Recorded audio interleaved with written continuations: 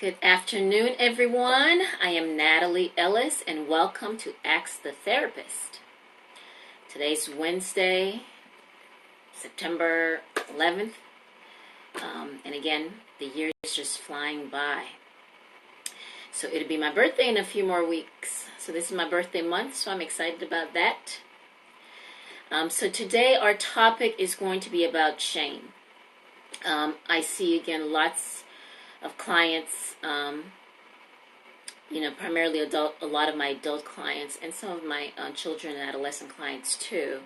A lot of what they're dealing with stems from a place of shame. There's lots of shame that goes on with them that then impacts their relationships, their relationship with themselves in terms of how they see and view themselves, and in turn how that impacts their relationship with others and the world around them. Okay, so that's been a big thing with a lot of my clients, just a lot of the theme and a lot of underlying shame that goes with what goes on with them. And so with a few clients, I'm reading this book, Letting Go of Shame, Understanding How Shame Affects Your Life, by Ronald Potter Ifrin and Patricia Potter Ifrin. And so this is what it looks like. And some of the information that I'm going to talk about comes from this book. And there's another book a client has currently that's, again, shame, healing from shame. And so shame is a really big thing, okay? So let's start off with the definition of shame. And again, part of the reason I want to do this, because shame is something that I notice with a lot of my clients, just really keeps them crippled, right? Keeps them from moving and keeps them really immobilized. And so we got to really work through some of that. Shame, according to Ronald and Patricia Potter Ifrin, is defined as a painful belief in one's basic defectiveness as a human being. So one's basic defectiveness as a human being. And we hear this, right? And so with a lot of my clients, a lot of what goes on with them tends to often goes back to who they are as a person. They're feeling inadequate, feeling defected, not feeling good enough. So a lot of who they are comes from there. Hi, Mrs. Positivity, Positive Mind. Hello to you. And so with a lot of my clients, again, when they're struggling with that shame or when they're crippled by their shame, a lot of what goes on with them, what they're wanting to do or what they're aspiring to do tends to get crippled because, again, not feeling good enough, feeling ashamed. Okay? So again, according to the Potter Ifrins, shame is defined as a painful belief in one's basic defectiveness as a human being. So feeling something's wrong with you as a human being. Okay? All right. And with shame comes feeling that something is wrong with you as an individual. And it also comes with feeling bothered by your flaws. And so again, with a lot of my clients, there's a lot of discomfort, a lot of being bothered with their flaws, their shortcomings. And again, human defectiveness, because as humans, we are naturally flawed. We're human. So we have things with us that's not perfect. And so when these individuals who are filled with shame are consistently looking at all their flaws and why this is what is wrong with them, that can create a burden. That can be a lot.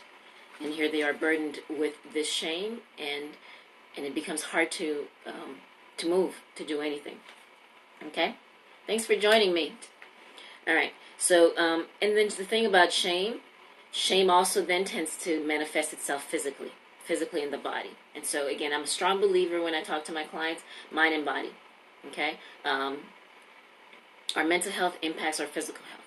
And again, the more we don't do anything about either one of these things, then here we are struggling with physical health issues, diabetes, high blood pressure, cancer, and the list goes on and on and on and on, okay? Because shame also then manifests itself in the body as well, right? So when we're feeling shamed, we're not making eye contact, our chest starts to hurt, we feel burdened, we feel a heaviness. It becomes hard to talk. We get lumps in our throat. Our heart starts beating fast. Sometimes our stomach feels a certain way. So it impacts the body too. Okay, when we start to feel shame, and those are the emotions that then creates. There's the anxiety. All right, so then the anxiety is also manifests itself, which then again, anxiety is also all about the body too. Right, and so the shame is also manifested in the body. All right, shame is a feeling, as we've been talking about. Feeling small or insignificant. So with shame, we tend to end up feeling small and insignificant, while everyone around us tends to be bigger. Okay, and with that, then people around us become threatening as well, right? The smaller we tend to feel, the more threatened we become with individuals around us, with others. So then definitely those things will impact relationships, right? And so then when we're feeling threatened, then the need to isolate, the need to avoid, those things tends to happen as a result of that. And so again, because we're feeling insignificant and feeling small around others, then then there's a threat that occurs, and so then our anxiety then is also then intensified. Then also the feelings in the body then is also intensified, because now we're starting to feel threatened by our environment and feeling uncomfortable. Okay, so shame brings all these things. And again, the other thing we tend to do when we start to feel shame is we don't want people to notice these things, right? And so we isolate, we put masks, we do all type of things to keep that hidden. With shame too, we tend to develop self-hatred. Okay, hence the negative self-talks, self-deprivation. With that self-hatred, we tend to deprive ourselves from certain things because we're not feeling good enough, we're not feeling worthy, right? Lack of self-care. So things that we know is good for us, we tend to not always necessarily do, because, and again, some of this happens unconsciously. These are not things that we're always aware of, right? We're not aware that we're always doing the self-talk. We're not aware that we're exhibiting self-hatred, that we're self-depriving ourselves, self-deprivation. We're not necessarily aware that we're doing these things, okay? And because again, these are things that begins very early on in our lives, right? As kids, feelings of shame start to happen early on, and so we develop certain patterns and behaviors very early on, and so it becomes automatic. And so the negative self-talks, the self-hatred aren't things that we're always noticing and paying attention to. It just becomes part of our patterns and routines, and we're on autopilot, right? And then it creates this again, heaviness, the depression, the anxiety, all these things that comes along with that just continues to just be part of our routine and patterns. And so again, when clients come to me in therapy, I do those types of self-education, not self-education, but education about all of those things, and so that people can start becoming aware. And part of that education is to give them the information and tool, and also give them tools to start becoming aware of what's going on in their mind, what's going on in their body, their behaviors, paying attention to their behaviors, and paying attention to their, again, body sensations as well as their emotions, paying attention to these things. And the more we could start to notice these things and notice any kind of connection, the connections, then that helps, right? And in moving forward with the healing, okay? So self-hatred comes with that. So what are some things that we do when we're feeling shame? And so according to Ronald and Patricia Potter-Efron, some of the things that we do, which I see again over and over and over with a lot of my clients. So again, sometimes we do nothing. We're paralyzed. We're immobile. So when we're feeling shamed, when in that opportunity could be an opportunity to speak up for ourselves, we don't. In that opportunity, when it's something that we can do to kind of take that step forward to get to that next level, we don't take that step. And so shame keeps us paralyzed and immobile. Okay. Another thing that happens is we tend to escape. When we're feeling shamed, what do? We escape the situation, we avoid the situation, which, again, in that moment, because of the intensity of these emotions, may make sense. But the key is how to work to get back to that. But, again, we tend to escape and avoid. That's something else that we do because of shame, causing isolation from others, okay? Something else that we do when we're feeling shame, we tend to withdraw emotionally. right? And so we shut down. And so when these emotions starts to come up, or when we're feeling when we're criticized, for example, in relationships, when someone is providing some form of criticism or some form of constructive criticism. So criticism isn't always necessarily bad. However, when we are in a place of shame where we already see ourselves bad, right? Any form of criticism becomes, an added layer, right? I already don't see myself in a positive light, and here you are telling me something negative. And so then it just creates more burden and more shame, right? And so that's uncomfortable. We tend to want to avoid that, not deal with that. And so we withdraw emotionally. We shut down. And another way that we deal with shame too is seeking perfection. And so there's lots of individuals, because in their mind, I am not good enough, I am bad, I am this. Then they try to be perfect, present in a perfect light, quote unquote, to everyone that they're across, and even to themselves, right?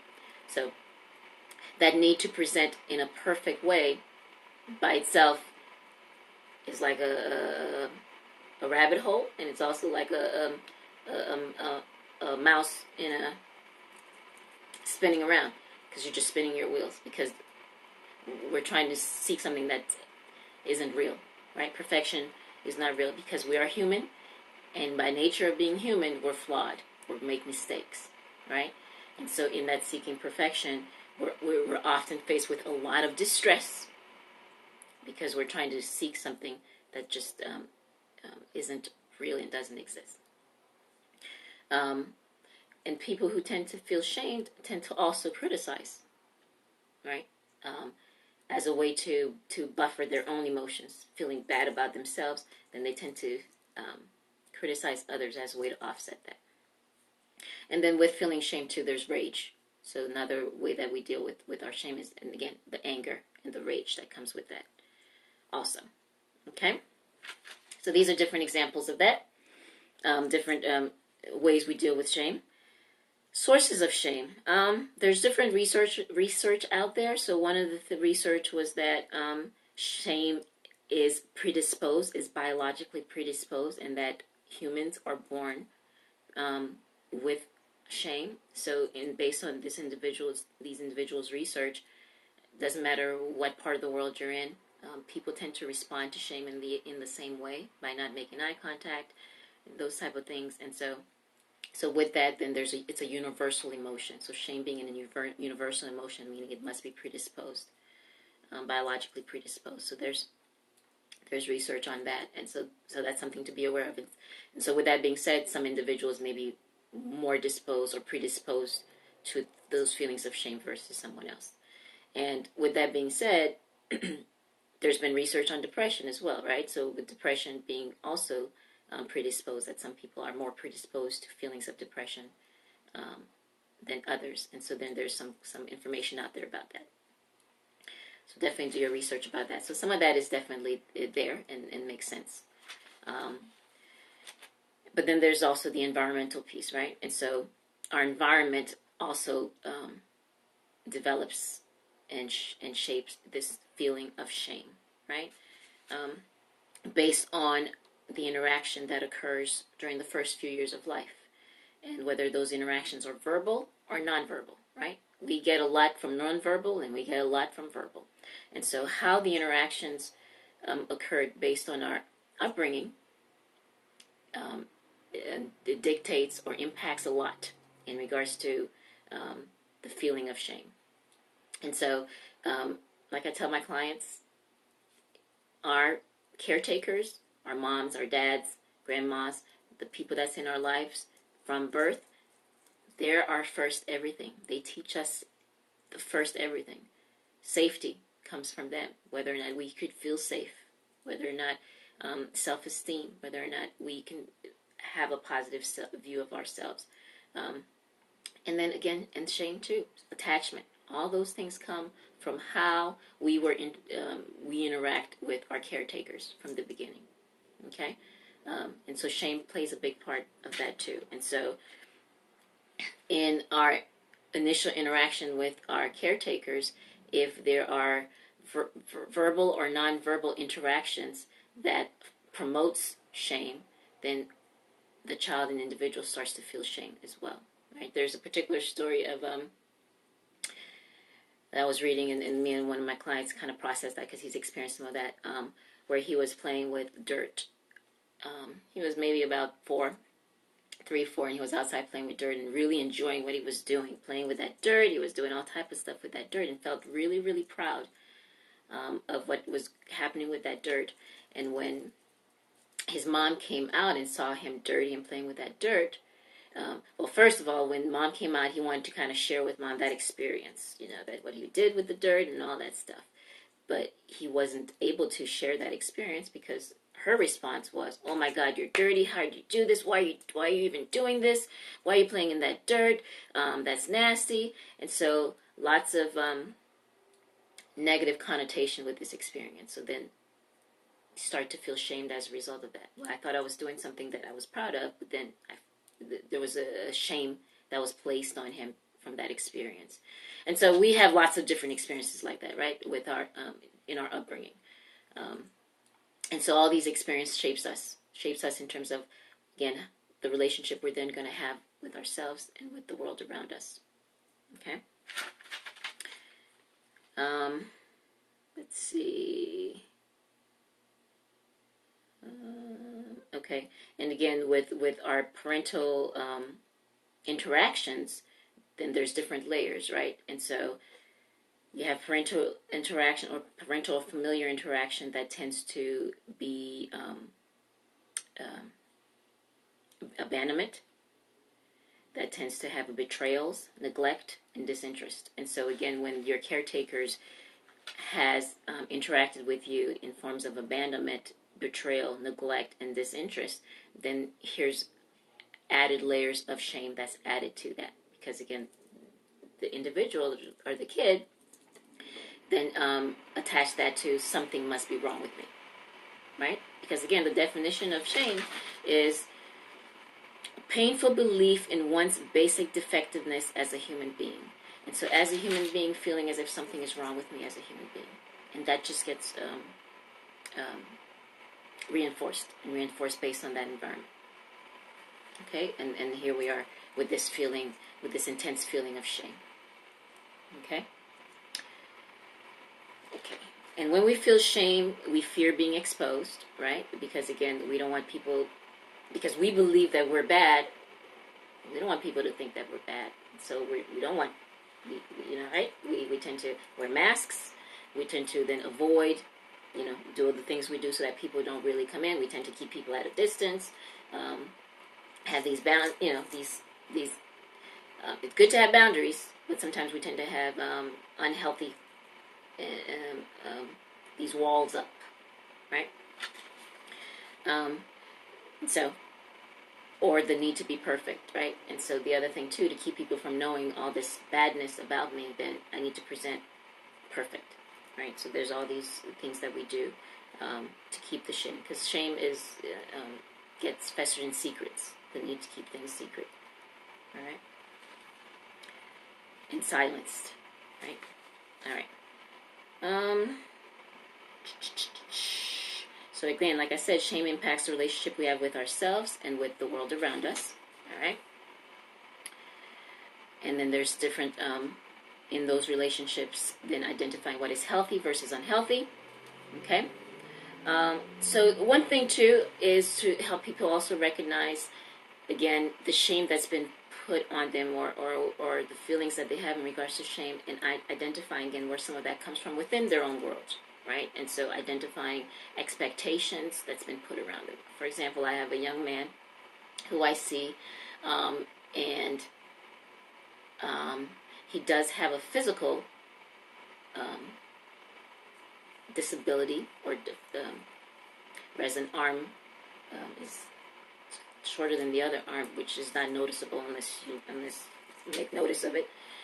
But again, this is something he's known all his life, and so he clearly knows this is different than other people, and so there's an attachment of shame and defectiveness because of this.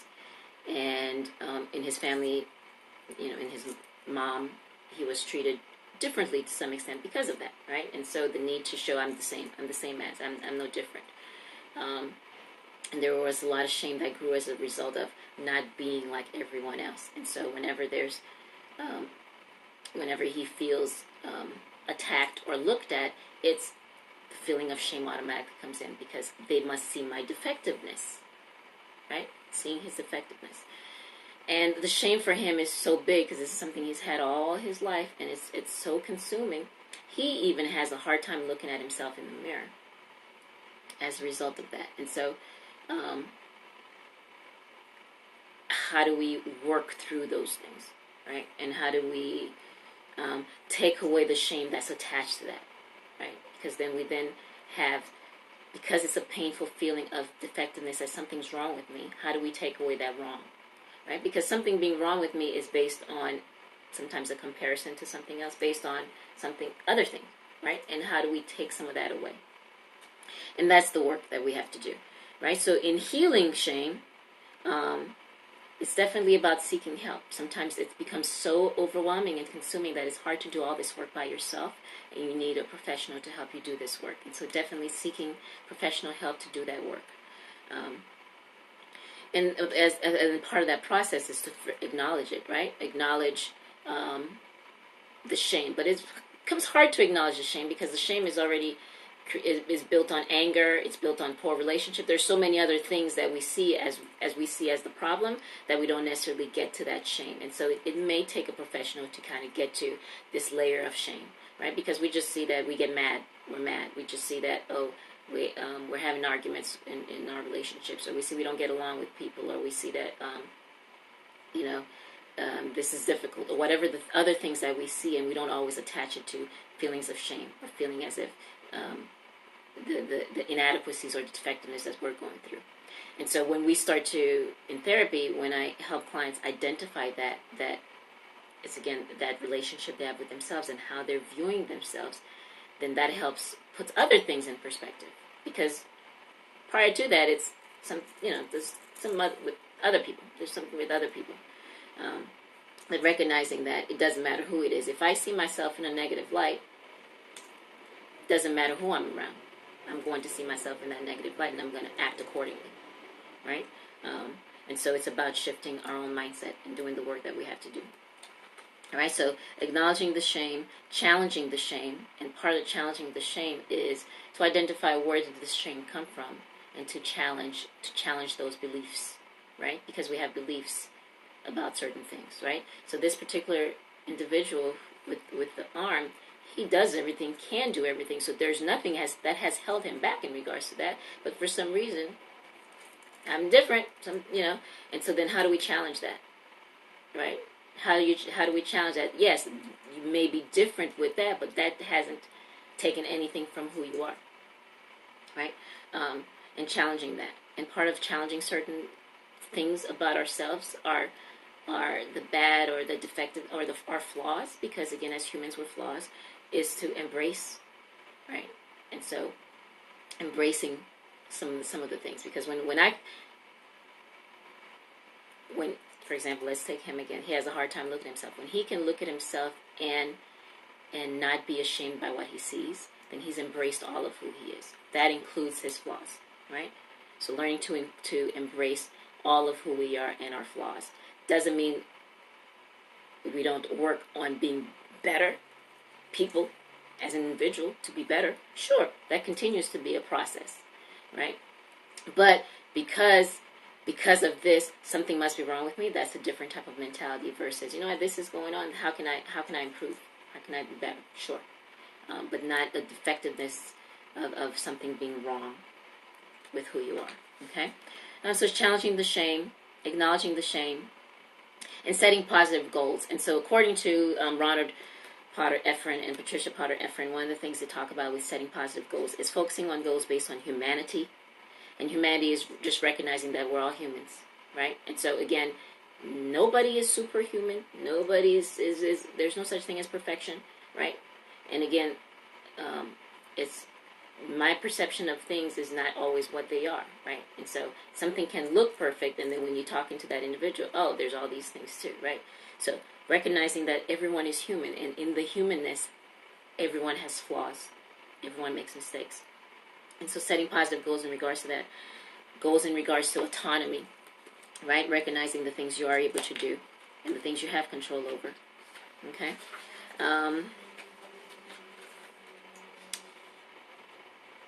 And also in regards to competence, right? And so the other thing too, when I notice with a lot of my clients when they're feeling shame, it's very difficult to acknowledge their progress, to acknowledge their accomplishments, right? And so really, because again, their focus is on their defectiveness, right? The focus is on the bad, right? So the good and all the positive things that's happening gets dismissed. Again, competency, and helping people acknowledge the things that they are competent at, the things that they are good at, and helping them recognize that, and to see more of that versus focusing on whatever it is that they believe has created the defective in them. Okay, because again, what we tend to focus on, we're going to get more of, and we're going to see more of. And naturally, again, as humans, we're flawed. And so if I've become focused and hyper-focused on my flaws, that could create a burden, because that's all I'm going to see, because the flaws manifest itself in a lot of ways. But that is not all that I am, right? That's not all that individual is. You're other things too. And how do we learn to embrace and acknowledge and be grateful, and see those other good things about us too, those other good traits. So those are the ways in regards to healing. But definitely seeking therapy, seeking support, asking for information, starting to be open and letting people in, right?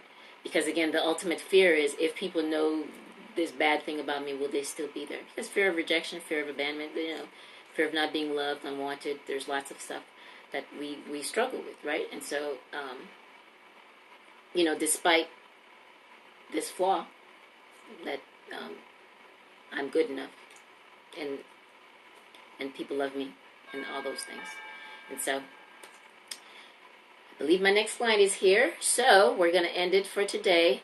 So I hope this was a little bit helpful in regards to shame.